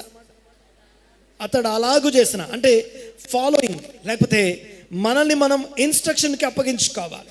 మొదటి మాట ప్రార్థనకు అప్పగించుకుంటాం, రెండో మాట ఇన్స్ట్రక్షన్స్కి అప్పగించుకుంటా. తర్వాత చూడండి ఒకసారి కంటిన్యూ మాట. తర్వాత దూత నీ వస్త్రం పైన వేసుకొని నా వెంబడి రమ్మని అతనితో చెప్పాను. నెక్స్ట్, అతడు వెలుపలికి వచ్చి దూత వెంబడి వెళ్ళి దూత వలన జరిగినది నిజముగా జరిగినదని గ్రహింపక తనకు దర్శనము కలిగేనని తలంచను. ఎందుకంటే పేతురుకు ఆల్రెడీ ఒక దర్శనం మనం ఆల్రెడీ ఇంతకు ముందు ధ్యానించుకున్నాం. ఒక దుప్పటి వంటి పాత్ర పైనుంచి కిందికి రావడం, లేచి చంపుకొని తిను అని చెప్పడం, అది 3 సార్లు జరగడం, ఆ యొక్క తర్వాత అది పరలోకంలో చేర్చబడ్డం మనం చూస్తాం. ఇది కూడా అలాంటిదే దర్శనం అనుకుంటున్నాడు. నిజము, రియాలిటీ అనుకోవట్లేదు. పరలోకము, దర్శనము ఓన్లీ అవి అలా తన్మయత్వంలో పరవశులమైనప్పుడు వస్తాయి, అలా కాదు. ఇది రియాలిటీలో నిజంగా జరుగుతుంది. దేవుని దూత తనున్న చోటికి వచ్చి, తను ఉన్నటువంటి బంధకాల్లోకి వచ్చి తనని లేపి తట్టి నా వెనకరా అని చెప్పి తీసుకొని బయలుదేరాడు. వెంబడిస్తూ బయలుదేరుతూ ఉన్నప్పుడు ఏం జరుగుతుందో చూడండి ఒకసారి. ఇది దర్శనము కాదు, రియాలిటీ. నెక్స్ట్ కంటిన్యూ చేద్దామా. మొదటి కావలి దాటారు. ఒకటేమో బంధకాలు అవే ఊడిపడ్డాయి. కావలి ఆటోమేటిక్గా వాళ్ళు ఎలా ఉన్నారో మరెవరు అడ్డగించట్లేదు, ఎవరు ఫైట్ చేయట్లేదు, ఎవరు రెసిస్ట్ చేయట్లేదు, ఎవరు ఆటంకపరచట్లేదు, అలాగున్నారు. తర్వాత దాటి ఓకే, ఈ చెరసాల డోర్లు అవే ఓపెన్ అయ్యాయి, బంధకాలు అవే ఊడిపడ్డాయి. ఏ సైనికుడు ఆపట్లేదు, ఏ అధికారం ఆపట్లేదు. చూడండి ఒకసారి. ఆ యొక్క దూత తనని నడిపించుకుంటూ తీసుకెళ్తున్నప్పుడు పట్టణపు గవిని దగ్గరికి వచ్చారు. తర్వాత చూడండి ఒకసారి ఏమని వస్తుంది అక్కడ. ఇనుప గవిని వద్దకు వచ్చినప్పుడు దానంతట అదే వారికి తెరుచుకొనెను అనండి ఒకసారి అన్నమాట. దానంతట అదే వారికి తెరుచుకొనెను అంటే అర్థం ఏంటి? ఒకసారి ఆలోచించండి. దానంతట అదే తెరుచుకున్నాను అంటే అర్థం ఏంటి? ఆ ఇనుప గవిని తెరచడానికి ఒక్కొక్క డోర్ని 20 మంది ఉండాలి. ఎంతమంది? ఒక్కొక్క డోర్ తీయడం కోసం 20 మంది కలిసి నెడితే ఒక డోర్ ఓపెన్ అవుతుంది. ఒక డోర్ వేయాలన్నా తీయాలన్నా 20 మంది ఉండాలి. అలాంటిది ఈ యొక్క దూత పేతురుని పట్టుకొని వచ్చి నిలబడ్డప్పుడు ఈ యొక్క ఆ డోర్లు వాటంతట అవే తెరుచుకున్నాయట. నా పాయింట్ ఏంటంటే, చెరసాల్లో ఉన్నటువంటి పేతురు ఆ సంఖ్యలు అవే ఊడిపడ్డాయి. 2 చెరసాల డోర్లు అవే తెరుచుకున్నాయి. తర్వాత ఏ సైనికుడు ఆపట్లేదు. తర్వాత ఈ యొక్క ఇనుప గవిని కూడా దానంతట అదే తెరుచుకుందట. రైట్? ఇవన్నీ ఎందుకు జరుగుతున్నాయి తెలుసా? The things happened while prayer custody. నేను ప్రార్థన కస్టడీలో మనని మనం బంధించుకున్నప్పుడు ఇలాంటివి జరుగుతాయి. ఆమెను అలా అనిపించట్లేదు, కొంచెం గట్టిగా అనండి. హల్లెలూయా. ప్రార్థనకి సబ్మిట్ చేసుకోకుండా మనం చాలా విషయాల్లో మాట్లాడడానికి, థింక్ చేయడానికి, ఆలోచించడానికి చాలా ప్రయత్నాలు చేస్తుంటాం. కానీ చేయాల్సిన పని ఏంటంటే ప్రార్థన చేయడానికి టైం లేదు పాస్టర్ గారు, మాకు ప్రార్థన చేయడానికి టైం లేదు మాకు. ఇప్పుడు వస్తుంది టైం. ఇంత టిపికల్ సిచ్యువేషన్కి తెచ్చుకొని సబ్మిట్ చేసుకోవడం కంటే ముందే ప్రార్థనకి మనని మనం సరెండర్ చేసుకోవడం చాలా ప్రాముఖ్యమైన విషయం.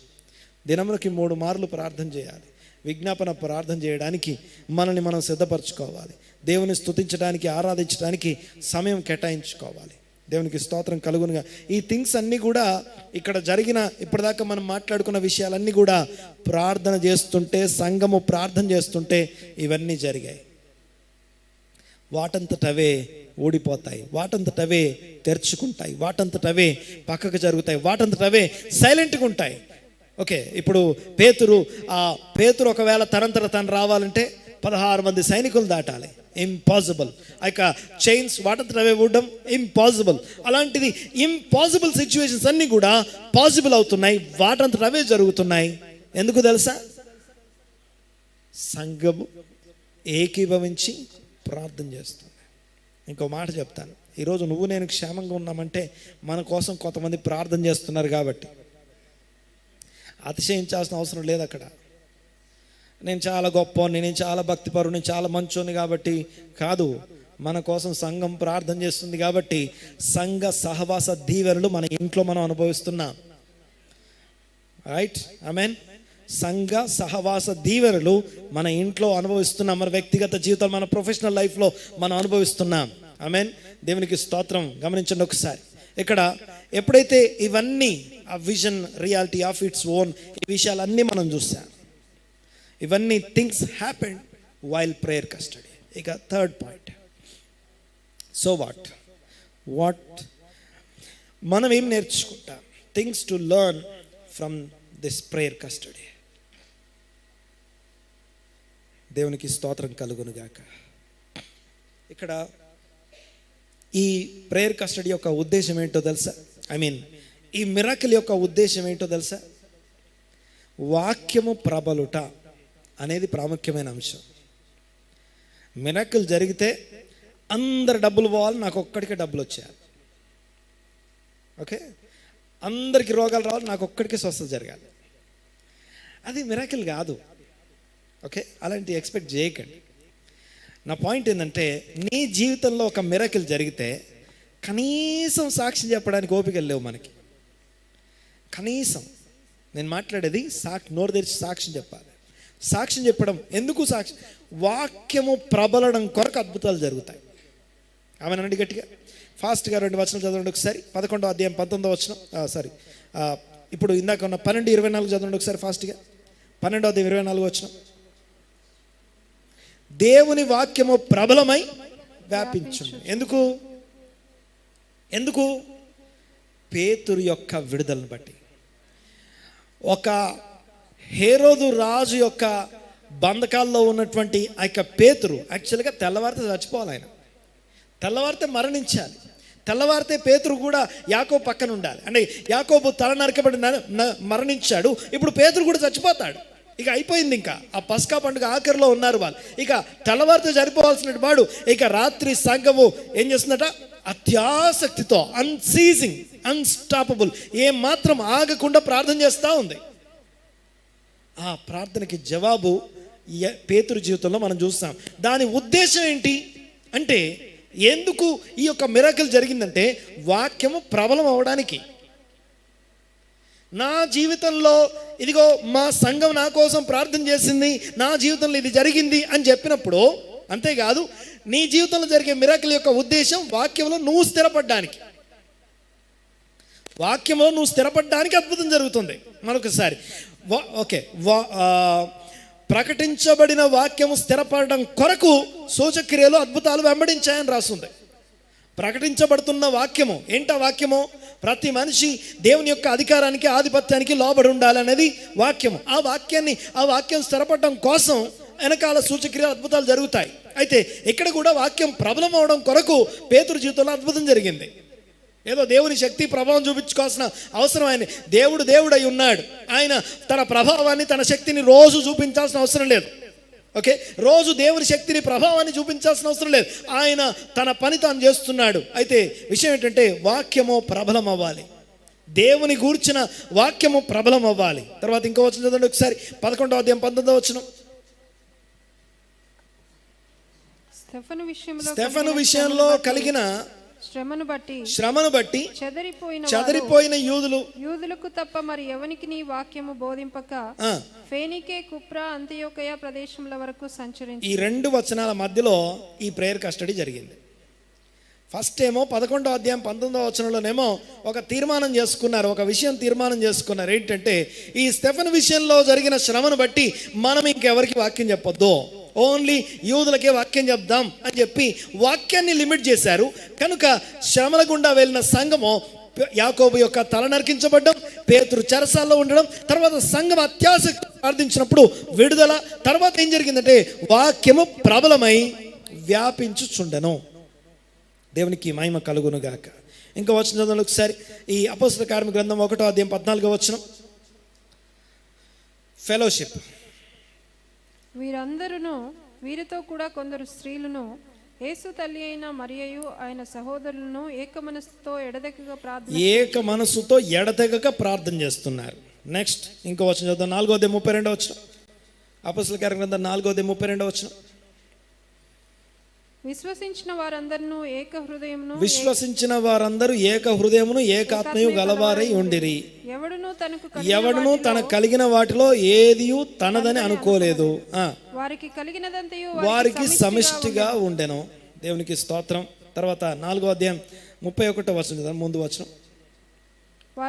వారు ప్రార్థన చేయగానే వారు కూడి ఉన్న చోటు కంపించెను. పరిశుద్ధాత్మతో నిండిన వారై దేవుని వాక్యమును ధైర్యముగా బోధించారు. వాక్యము గట్టిగా బలంగా చెప్పడం కొరకు అద్భుతాలు జరుగుతాయి సంఘంలో. వాక్యం ప్రబలనం కొరకు అద్భుతాలు జరుగుతాయి. వాక్యము స్ప్రెడ్ అవ్వడం కొరకు మనల్ని ఎక్కడో ఉన్న వాళ్ళని తీసుకొచ్చి దేవుడు ఎక్కడనో కూర్చోబెడతాడు. మనల్ని ఏమీ ఎందుకు కానీ పనికిరాని మనల్ని తీసుకొచ్చి ఉన్నత స్థానంలో దేవుడు కూర్చోబెడతారు, నిలబెడతాడు, దీవిస్తాడు, ఆశీర్వదిస్తాడు, హెచ్చిస్తాడు, ఆరోగ్యం ఇస్తాడు, విడుదలిస్తాడు. వీటన్నిటి యొక్క ఉద్దేశం ఏంటంటే మన ద్వారా దేవుడు తన యొక్క వెలుగును భూమి మీద ప్రకాశించాలి.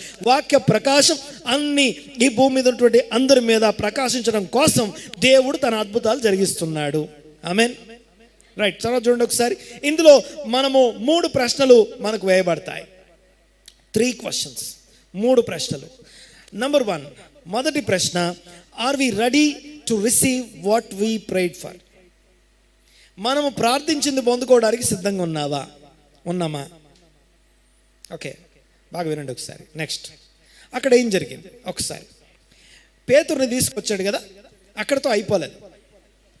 పేతురుని చెయ్యి పట్టుకొని ఎనప గవిని అదే తెరుచుకుందట, దాని తర్వాత తెరుచుకుంది, తీసుకొచ్చి ఎక్కడ వదిలేశాడు దేవదూత? చదవం ఒకసారి. వారు బయలుదేరి ఒక వీధి దాటిన వెంటనే దూత అతన్ని విడిచిపోయి ఒక క్రాస్ రోడ్లో తనని కూర్చోబెట్టేశాడు, వదిలేశాడు. ఓకే, బాగా వినండి ఒకసారి. పేతురుని ఎక్కడ వదిలేశాం? దూత తీసుకొచ్చి ఒక క్రాస్ రోడ్ అంటే 4 రోడ్ల కూడలి, వీధి చివర. ఇంకా అక్కడ నిలబడి ఇప్పుడు ఆలోచించుకోవాలి. బాగా వినండి ఒకసారి. భూమి మీద దేవుడు భూమిని వీటన్నిటిని కూడా ఎవరికి ఇచ్చాడు? మనుషులకు ఇచ్చాడు. మనుషుల చాయిస్ మీద ఇవన్నీ నడుస్తున్నాయి. బాగా వినండి ఒకసారి. మనుషుల చాయిస్ అనగా మన వ్యక్తిగత చాయిస్ మీద ఇవన్నీ నడుస్తున్నాయి. అయితే పేతురు ఇక అంటే అప్పటిదాకా ఇన్స్ట్రక్ట్ చేసినటువంటి దూత ఇక తన పని తను వదిలేసి వెళ్ళిపోయాడు. జాబ్ అయిపోయింది, అంటే తన పని అయిపోయింది. ఇక నెక్స్ట్ డెసిషన్ ఎవరు తీసుకోవాలి? ఇప్పుడు పేతురు తీసుకోవాలి. ఇక పేతురు చేతిలో ఉంది ఇక నిర్ణయం. ఇప్పుడు నెక్స్ట్ ఏం నిర్ణయం తీసుకోవాలో పేతురే సొంతంగా నిర్ణయించుకోవాలి. బాగా వినండి ఒకసారి. అయితే ఇప్పుడు పేతురు ఎక్కడికి వెళ్ళాలి? మళ్ళీ వెళ్ళిపోయి హేరోదుకి సరెండర్ అవుదామా? అప్పుడు అర్థమైంది దానికి ఇది రియాలిటీ అని. అయ్యో నేనేంటి బయటికి వచ్చాను, జైల్లో ఉండాల్సిన ఇక్కడ ఉన్నానేంటని మళ్ళీ వెళ్ళిపోయి సరెండర్ అవుదామా, వెనక్కి వెళ్ళిపోదామా? లేదు మా ఇంటికి మళ్ళీ హేరోదికి వీళ్ళు ఎవరికి కనపడకుండా, సంఘానికి ఎవరికి కనపడకుండా పారిపోయి దాక్కుందామా, వేరే దేశాలకు వెళ్ళిపోదామా? సో తన చాయిస్, ఇప్పుడు తన ఇష్టం వచ్చిన నిర్ణయం తీసుకోవచ్చు. కానీ పేతురు ఏం చేశాడట చూడండి ఒకసారి. Next continue. పేతురుకు తెలివి వచ్చి ప్రభువు తన దూతను పంపి హేరోదు చేతిలో నుండి యూదులను ప్రజలు నాకు చేయనుద్దేశించిన వాటన్నిటి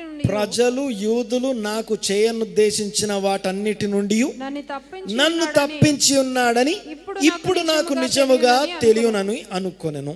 అప్పటిదాకా దేవుడు చేస్తాడు అనుకున్నాడు ఆయన, ఇప్పుడు అది చేయడాన్ని నిజంగా చూస్తున్నాడు, అనుభవిస్తున్నాడు. తర్వాత నెక్స్ట్.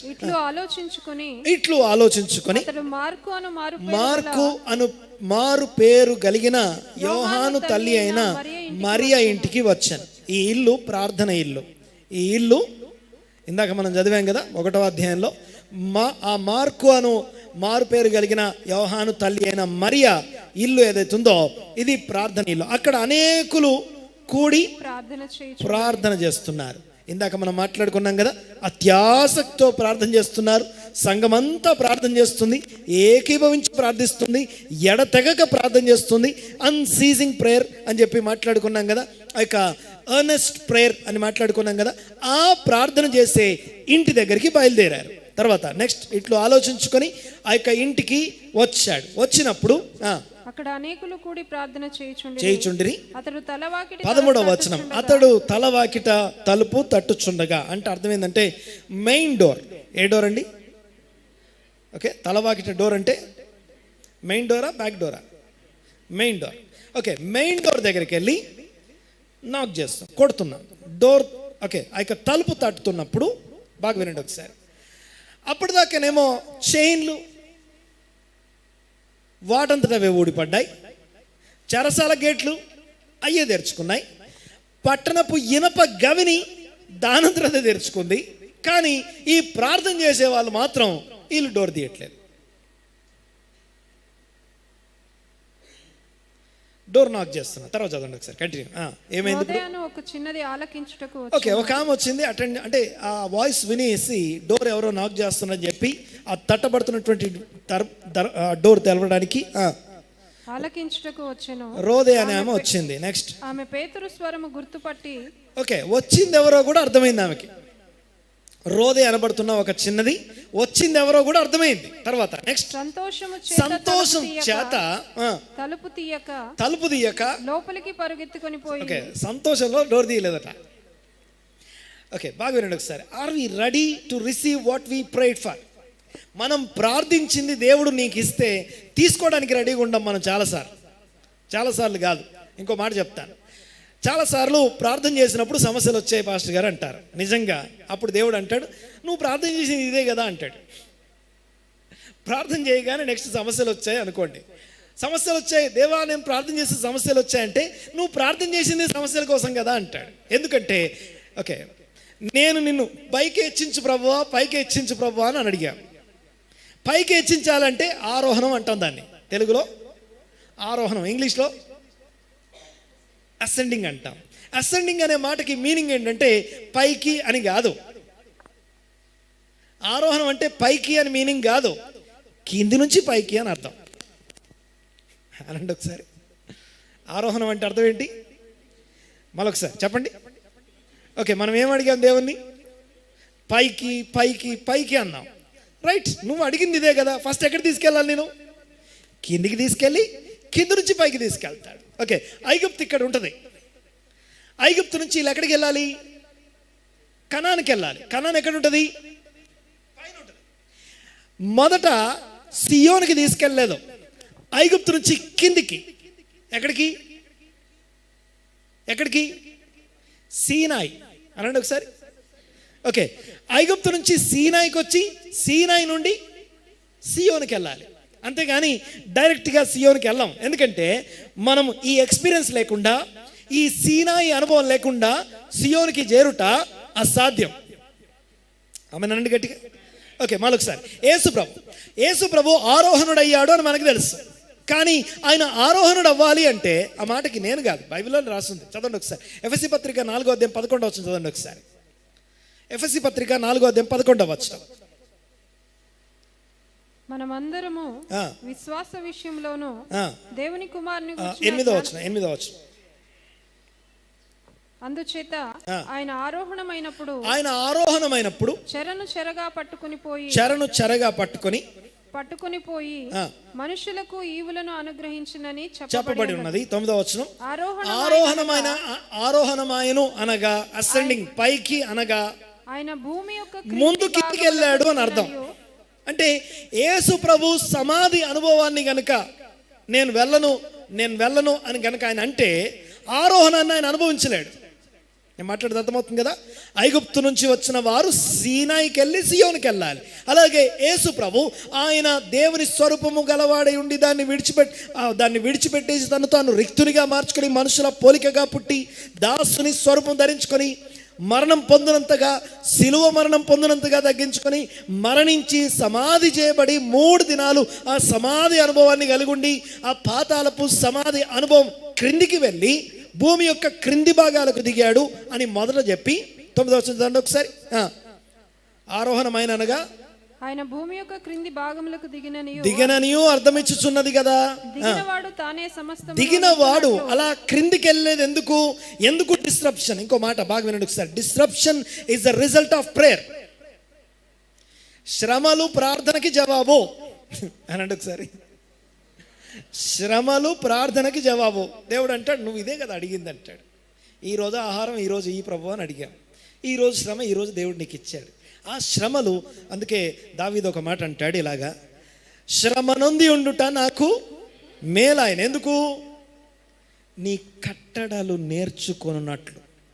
అక్కడికి పోతేనే కదా నేర్చుకునేది, అక్కడికి దిగితేనే కదా మనం ఏం నేర్చుకోవాలో అది నేర్చుకునేది. శ్రమ నొంది ఉండుట నాకు మేలాయన. ఈరోజు ఆహారం ఈరోజు ఇచ్చినందుకు వందనాలు.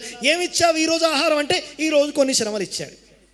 నువ్వు ఎంతవరకు భరించగలవో, ఎంతవరకు తట్టుకోగలవో, ఎంతవరకు సహించగలవో అంతకంటే ఏమాత్రం ఎక్కువ రానియకుండా, ఏమాత్రం తక్కువ కానియకుండా నమ్మదగిన వాడుగా సరైన శ్రమ ఇచ్చాడు, చాలిన శ్రమ ఇచ్చాడు, సరిపోయిన శ్రమ ఇచ్చాడు.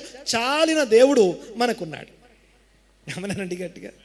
ఓకే, సరిపోయిన శ్రమ. ఇంకోటి తెలుసా, నీకు వచ్చే శ్రమలో 1 గ్రాము తగ్గిందనుకో,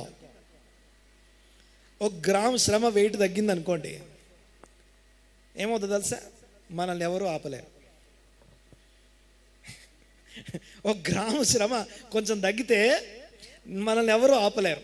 ఓకే, మనల్ని ఎవరు తట్టుకోలేరు. తర్వాత అదే 1 గ్రాము శ్రమ ఎక్కువైంది అనుకోండి, మనం దాన్ని తట్టుకోలేం. ఎంత శ్రమ కావాలో చదవండి ఒకసారి. నేను కాదు ఈ మాట. 1 కొరింథీ పత్రిక 10వ అధ్యాయం 13వ వచనం. 1 కొరింథీ పత్రిక 10వ అధ్యాయం 13వ వచనం. Disruption is the result of prayer. ప్రార్థించాం కాబట్టి శ్రమలు కలుగుతాయి. తర్వాత సాధారణముగా ఇన్ జనరల్ కామన్, మనుషులకి, గాడిదలకి గొర్రెలకి కాదు, మనుషులకు కలుగు శోధనలు తప్ప మరి ఇంకేం రాలేదు. నీకు వచ్చాయి నీకోసం. ఓకే, మనం మన ఫిజిక్కి సరిపోయినట్టుగా మన డ్రెస్ మనం ఎలా గుట్టించుకుంటామో మన కోసం డిజైన్ చేయబడ్డ శ్రమలు మనకి వస్తాయి. మన శ్రమలు పక్కన వాళ్ళకి రావు, పక్కన వాళ్ళ శ్రమలు మనకు రావు. రైట్, నీ శ్రమలే నీకు వచ్చాయి. నీ డ్రెస్ నీకు, నీ ఆహారం, ఏ రోజు ఆహారం ఆ రోజు దేవుడు ఇస్తాడు. తర్వాత చదవండి ఒకసారి. దేవుడు నమ్మదగిన వాడు అనండి ఒకసారి మాట, గట్టిగా అనండి ఒకసారి మాట. దేవుడు నమ్మదగిన వాడు. ఎంత నమ్మదగిన వాడు? తర్వాత నేను సహింపగలిగినంత కంటే. ఈ మాట వినండి ఒకసారి. దేవుడా, నువ్వు నాకు ఆ శ్రమ ఇచ్చినా తట్టుకుంటా, ఈ శ్రమ ఇచ్చినా తట్టుకుంటా, ఈ శ్రమ ఇచ్చినా తట్టుకుంటా, ఇది ఒక్కటి ఇవ్వద్దు నాకంట. కానీ దేవుడు అదొక్కటే ఇస్తాడు. అవన్నీ నువ్వు తట్టుకుంటావు అని తెలీదా? ఓకే, ఇదైనా ఓకే, అదైనా ఓకే, బట్ ఇది తప్ప. రైట్, బాగా వినండి ఒకసారి, మరొకసారి. దేవుడు నమ్మదగిన వాడు అన్నాడు ఒకసారి అన్నమాట. దేవుడు నమ్మదగిన వాడు. Next continue.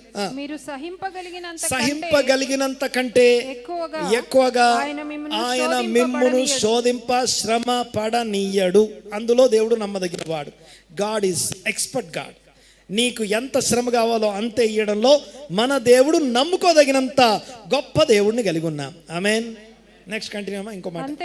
అంతేకాదు సహింపగలుగుటకు ఆయన శోధనలో కూడా తప్పించుకునే మార్గమును కలుగ. ఈ మాట మనం పట్టుకొని దేవుడు తప్పించుకునే మార్గం ఇస్తాడు. తప్పించుకునే మార్గం లేదు అక్కడ, సహించడం కోసం మార్గం చూపిస్తాడు.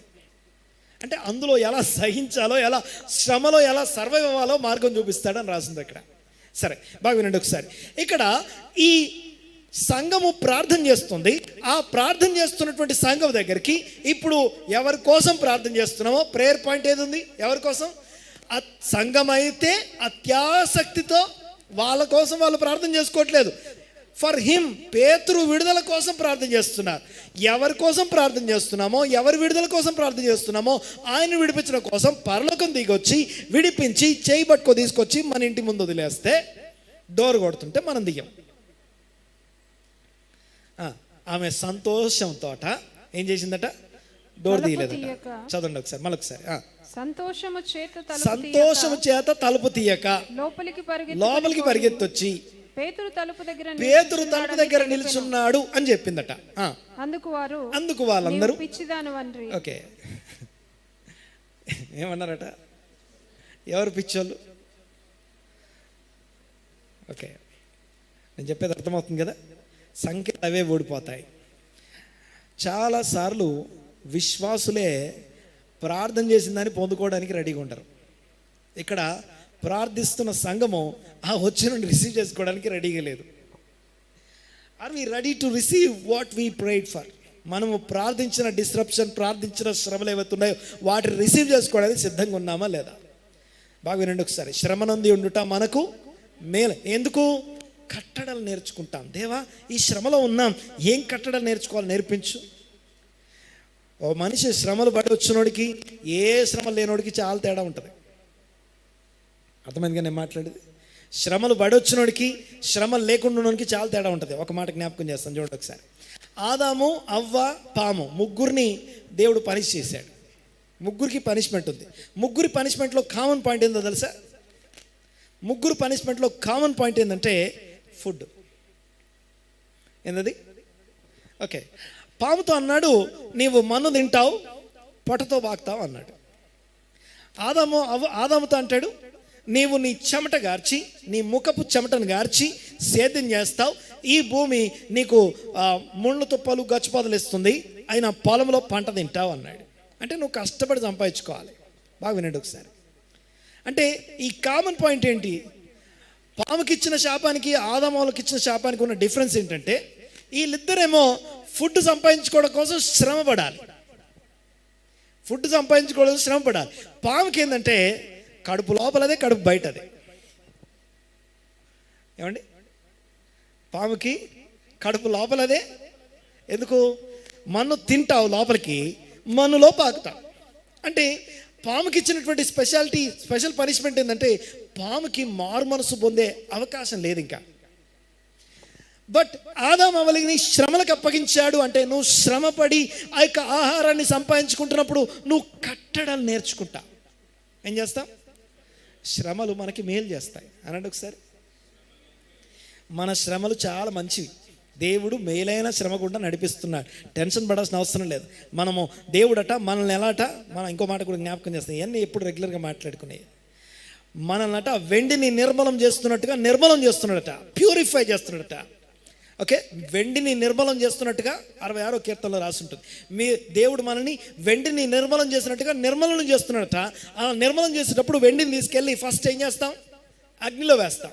ఆ అగ్నిలో వేసినప్పుడు అదేమవుతుందంటే సాలిడ్ మెటల్ కాస్త లిక్విడ్గా మారిపోద్ది. లిక్విడ్గా మారిపోయిన తర్వాత మళ్ళీ తీసుకెళ్ళి ఏం చేస్తారంటే నీళ్ళలో వేస్తారు. నీళ్ళలో వేసినప్పుడు ఏమవుతుంది? లిక్విడ్గా ఉన్నటువంటి ఆ యొక్క సిల్వర్ కాస్త మళ్ళీ సాలిడ్గా మారుతుంది. సాలిడ్గా మారింది కదా అని చెప్పి మళ్ళీ దాన్ని చెక్ చేసి ఇది ఇంకా ప్యూరిఫై కావాలి కాబట్టి ఏం చేయాలి? ఇప్పుడు మళ్ళీ అగ్నిలో వేయాలి. మళ్ళీ అగ్నిలో. ఓకే, అందుకే తర్వాత అంటాడు మనుషులను నువ్వు నా మీదికి ఎక్కునట్టు చేశావు, మనుషులను మా తల మీదకి ఎక్కున్నట్లు చేశావు. మేము అగ్నిలో పడ్డా, నీళ్ళలో పడ్డా సమృద్ధి గల చోట మేమున్నాం. ఎక్కడున్నమాట? సమృద్ధి గల చోట మమ్మల్ని ఉంచా. ఆమేన్. దేవునికి స్తోత్రం కలుగును గాక. Are we ready to receive what we prayed for? మనము ప్రార్థిస్తున్న విషయాన్ని పొందుకోవడానికి మనం ఎంతవరకు సిద్ధంగా ఉన్నాము? దేవునికి మహిమ కలుగును గాక. రైట్, ఈ 3 ప్రశ్నలు ఒకసారి. మొదటి ప్రశ్న, వాళ్ళు తర్వాత చదవండి ఒకసారి, కంటిన్యూ. నేను ముగిస్తాను, ఇక కంటిన్యూ అమ్మా, చదువు ఒకసారి. అందుకు వారు, నీవు పిచ్చిదానవండ్రి, అయితే తాను చెప్పినదే నిజమని ఆమె దృఢముగా చెప్పినప్పుడు, నేను చెప్పిన దృఢముగా చెప్పినప్పుడు వారు అతని దూత అనిరి. పేతురు ఇంకనూ తట్టొచ్చున్నందున, పేతురు ఇంకా తట్టుచుండగా వారు తలుపు తీసి అతన్ని చూచి విభ్రాంతి నొందిరి.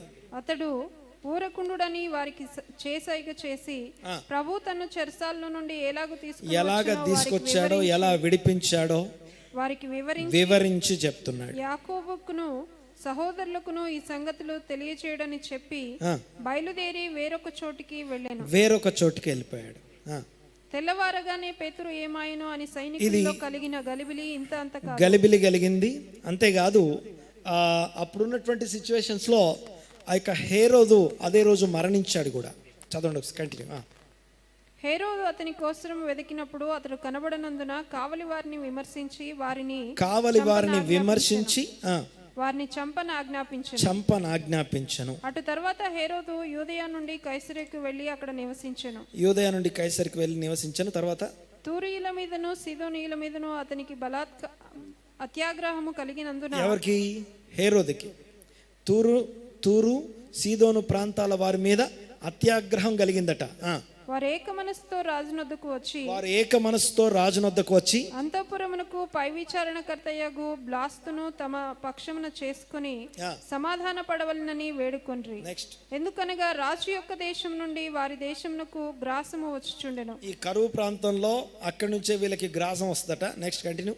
నియమింపబడిన దినమందు హేరోదు రాజవస్త్రములు ధరించుకొని న్యాయపీఠం మీద నియమించబడిన దినములలో హేరోదు రాజవస్త్రాలు ధరించుకున్నాడు. న్యాయపీఠం మీద కూర్చొని వారి ఎదుట ఉపన్యాసము చేయుచుండగా జనులు ఇది దైవ స్వరమే గాని మానవ స్వరం కాదని కేకలు వేశారు. అతడు దేవుని మహిమపరచనందున వెంటనే ప్రభు దూత అతని మొత్తెను, ఏ దూత అయితే పేతురుని విడిపించాడో, ఇప్పుడు దేవుణ్ణి మహిమపరచనందున, బంధించినందుకు కాదు. ప్రతి ఒక్కరి యొక్క జడ్జ్మెంట్ ఉంటుంది కదా. పేతుర్ని బంధించినందుకు పని చేయబడలేదు, పేతుర్ని చంపుదామనే ఆలోచన కలిగినందుకు బంధించబడలేదు. దేవుణ్ణి మహిమపరచనందుకు ఒక మాటలు మాట్లాడుతున్నప్పుడు ఆ మాటల్లో నేనే దేవుణ్ణి అన్నాడట. ఓకే, చూడండి ఒకసారి. మీకు ఒక మాట, అత్తూరు సీదోను ప్రాంతాలకు ఈ మాట చదవండి ఒకసారి. యెహెజ్కేలు గ్రంథం 28వ అధ్యాయం 2వ వచనం. యెహెజ్కేలు గ్రంథం 28వ అధ్యాయం 2వ వచనం చూడండి ఒకసారి.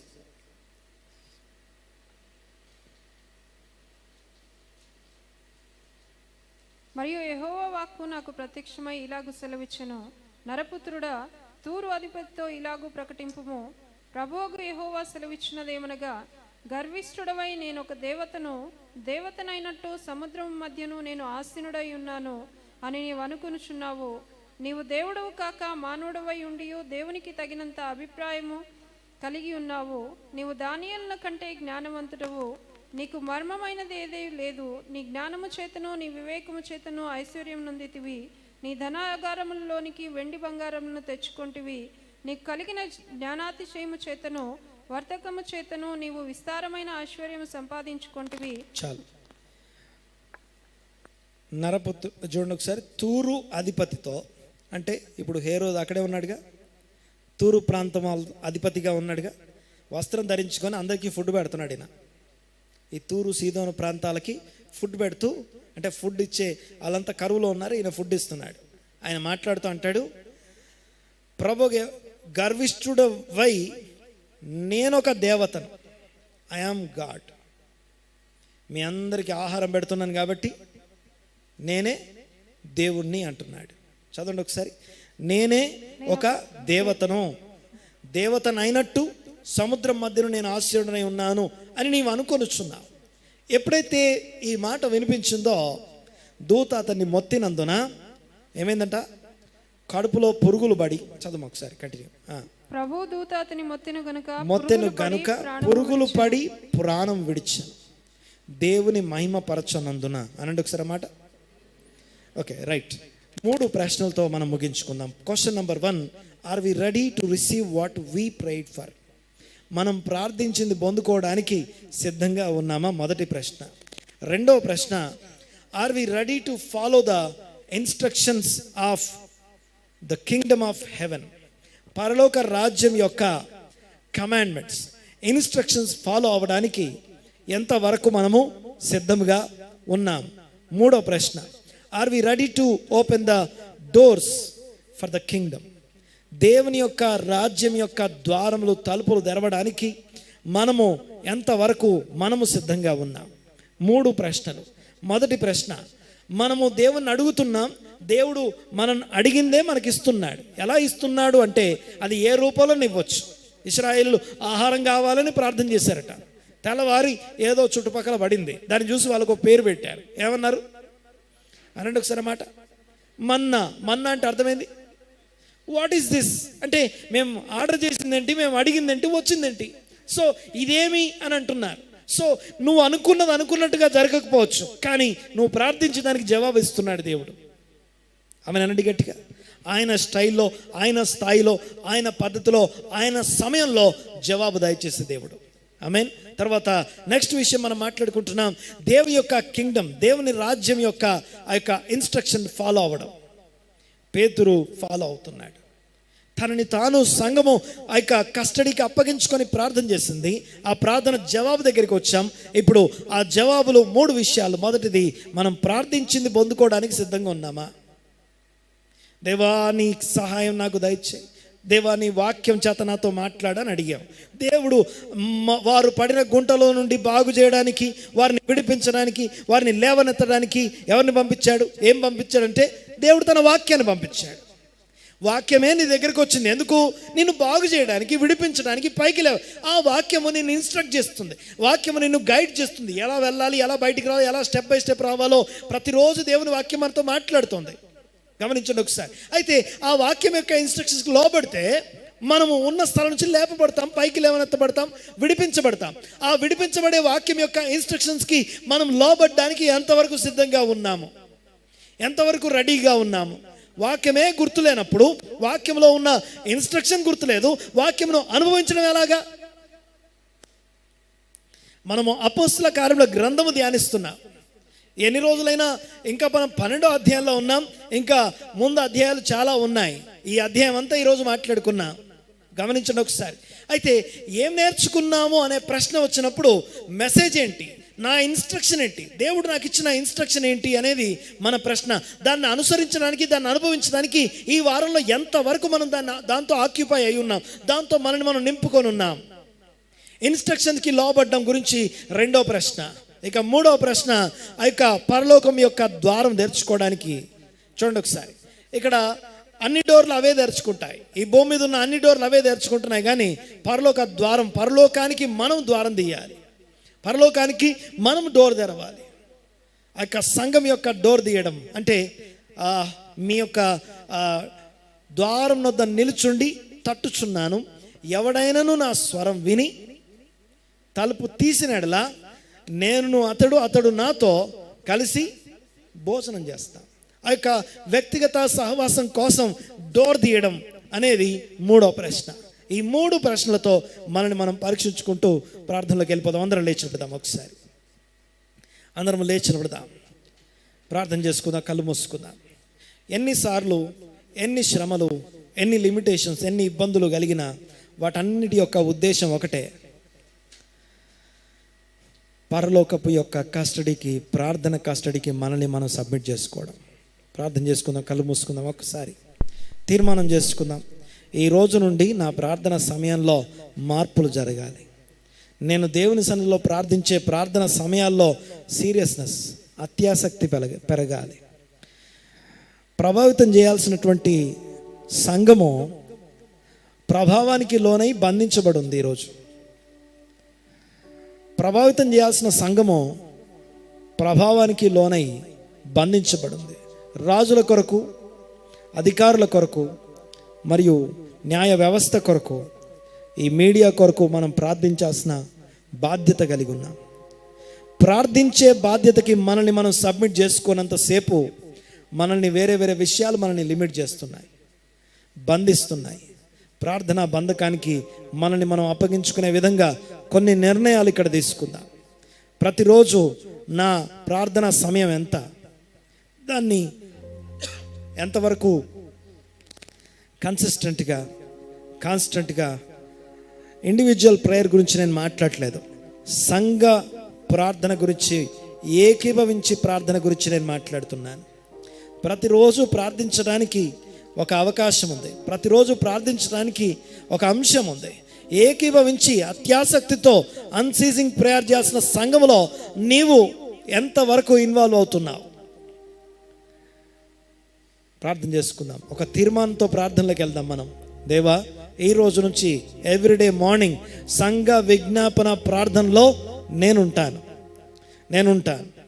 నన్ను నేను ఆ కస్టడీకి అప్పగించుకుంటాను. ప్రతిరోజు ఉదయకాల ప్రార్థన అంశంతో నేను ఏకీభవిస్తాను. తీర్మానం చేసుకుందాం. ఒక తీర్మానంతో మనం వెళ్దాం. ఈ రోజు నుంచి ఆ ప్రార్థనలో నేను ఆ ప్రేయర్ పాయింట్స్ రాసుకొని నేను ప్రార్థనలో ఉంటాను. మన రక్త సంబంధికుల కొరకు ప్రార్థించాల్సిన సమయం ఉంది, మన బంధుమిత్రుల కొరకు ప్రార్థించాల్సిన సమయం ఉంది, మన యొక్క స్నేహితుల కొరకు, మన యొక్క పొరుగు వారి కొరకు ప్రార్థించాల్సిన సమయం ఉంది, సంఘ సేవకుల కొరకు ప్రార్థించే రోజు ఉంది, ప్రవచనాల నెరవేర్పు కొరకు ప్రార్థించాల్సిన సమయం ఉంది. మనం ఆ ప్రేయర్ కస్టడీకి అప్పగించుకోకుండా నాకు ఇష్టం అనిపించట్లేదు, నాకు అది అనిపించట్లేదు, ఇది అనిపించట్లేదు, ఇంకా ఎన్ని రోజులు ఇలాగా టైంపాస్ చేద్దాం? ఏకీభవిద్దాం, తీర్మానం చేసుకుందాం. హల్లెలూయా. మా దేవా, మీకు వందనాలు, స్తోత్రం ఆయన, మీకే వందనాలు. ప్రార్థన కస్టడీకి సబ్మిట్ చేసుకోవడం. 2, ఇన్స్ట్రక్షన్స్. దేవుని యొక్క ఇన్స్ట్రక్షన్స్కి మనల్ని మనము అప్పగించుకోవడం. 3, ద్వారము తెరచుడు. ప్రార్థన చేసుకుందాం, కళ్ళు మూసుకుందాం. మా దేవా, కృతజ్ఞతలు, స్తుతులు, స్తోత్రం చెల్లిస్తూ ఏకీపించిన వారిని దీవించండి, ఆశీర్వదించండి. మీ సన్నిధిని వారిని తోడుగా ఉంచమని, గొప్ప కార్యాలు, ఘనకార్యాలు, మహత్కార్యాలు, సూచక్రియలు ఒక్కొక్కరి జీవితాల్లో జరిగించమని, వాక్యము ప్రబలమవుటకు సహాయం దయచండి. అత్యంత వేగంగా పరిగెత్తగలిగిన మీ వాక్యము ప్రబలమవుటకు అడ్డుగా ఉన్న ప్రతి ఆటంకము యేసు నామమున బంధించబడును గాక. ఇదిగో ప్రార్థన బంధకానికి ప్రతి ఒక్కరూ లోబడదురు గాక. ఇదిగో శ్రమలు, బాధలు, ఇబ్బందులు అన్నిట్లో వాక్యమునకు ప్రాముఖ్యత, వాక్యమందు స్థిరపడదురుగాక. సమస్త ఘనత, మహిమ, ప్రభావం మీకు ఆరోపిస్తూ సంఘములో ఏకీమించిన వారందరి పక్షంగా ప్రార్థిస్తున్నాను. ఎవరెవరు ఏ బంధకాలతో ఇక్కడికి అడుగుపెట్టారు, ఏ లిమిటేషన్స్ లోపలికి వచ్చారు, వాటన్నిటిలో ప్రతి బంధకము వాటంతటవి ఓడిపోవడాన్ని, వాక్యం వాక్యము స్థిరపడినట్లు, వాక్యము నమ్మిన వాక్యము స్థిరపడినట్లుగా అద్భుతాలు ప్రతి ఒక్కరి జీవితాల్లో జరుగును గాక. ప్రతి బంధకము వాటంతట అదే ఊడి పడును గాక. ఇదిగో ఇనప గవనులు వారి కొరకు వాటంతట అవే తెరుచుకొనును గాక. చెరసాల ఇదిగో డోర్స్ అవే ఓపెన్ అవును గాక. సంఖ్యలు వాటంతట అవే ఊడి పడును గాక. యేసు నామమున సంఘమంతటిని దీవించి ఆశీర్వదించి కుటుంబాలన్నింటినీ మీ హస్తాలకు అప్పగిస్తూ గొప్ప కార్యాలు, మహత్కార్యాలు, సూచక్రియలు జరిగించమని వేడుకుంటూ నజరేయుడైన యేసు నామమున స్తుతించి ఆరాధించి ఈ ప్రార్థన అడుగుతున్నాము తండ్రి. ఆమేన్, ఆమేన్.